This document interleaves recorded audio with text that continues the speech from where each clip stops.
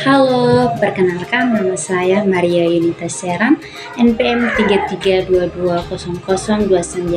Saya dari Fakultas Keguruan dan Ilmu Pendidikan, Program Studi Pendidikan Biologi Universitas Timur. Di sini saya akan menjawab pertanyaan dari tugas Sosiologi Pendidikan. Yang pertama, apa itu interaksi sosial? Interaksi sosial adalah proses di mana individu saling berinteraksi, berkomunikasi, dan berhubungan satu sama lain dalam masyarakat atau kelompok sosial. Ini melibatkan pertukaran informasi, emosi, perilaku yang memungkinkan individu untuk memahami dan beradaptasi dengan lingkungan sosial mereka. Yang kedua, jenis-jenis interaksi sosial. Interaksi sosial dapat dibagi menjadi beberapa jenis, yaitu yang pertama, interaksi sosial langsung.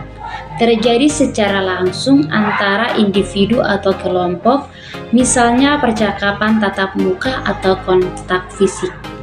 Yang kedua, interaksi sosial tidak langsung, melibatkan pengaruh antara individu atau kelompok tanpa adanya kontak langsung seperti melalui media sosial atau komunikasi tertulis. Yang ketiga, interaksi sosial positif.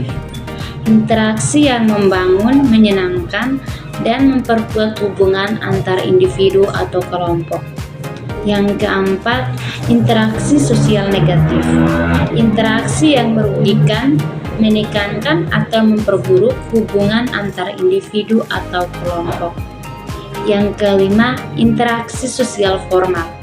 Terjadi dalam konteks struktur atau aturan yang ditetapkan seperti di tempat kerja atau dalam institusi formal. Yang keenam, interaksi sosial informal.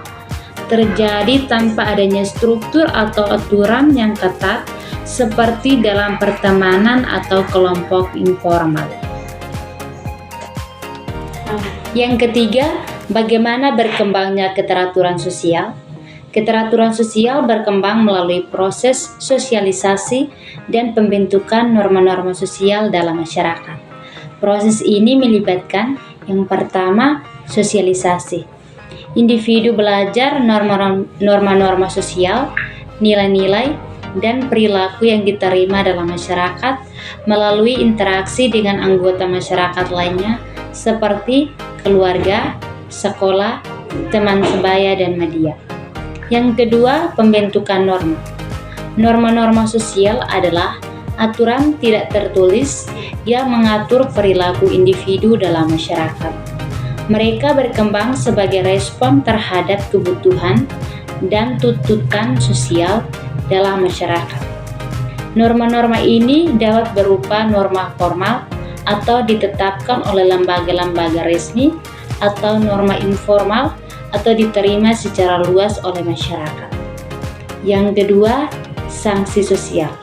Sanksi sosial adalah respon positif atau negatif terhadap perilaku individu yang sesuai atau tidak sesuai dengan norma-norma sosial. Sanksi-sanksi ini membantu mempertahankan keteraturan sosial dengan memberikan insentif atau hukuman terhadap perilaku tertentu. Yang ketiga, perubahan sosial. Keteraturan sosial tidak statis, ia terus mengalami proses seiring waktu sebagai respon terhadap perubahan dalam masyarakat, teknologi, ekonomi, dan budaya. Perubahan sosial dapat terjadi melalui inovasi, konflik, atau akulturasi antar kelompok-kelompok yang berbeda. Yang keempat, konflik dan kerjasama akibat proses interaksi sosial. Proses interaksi sosial dapat menghasilkan konflik dan kerjasama antar individu atau kelompok. Berikut adalah dampak dari interaksi sosial terhadap konflik dan kerjasama. Yang pertama, konflik.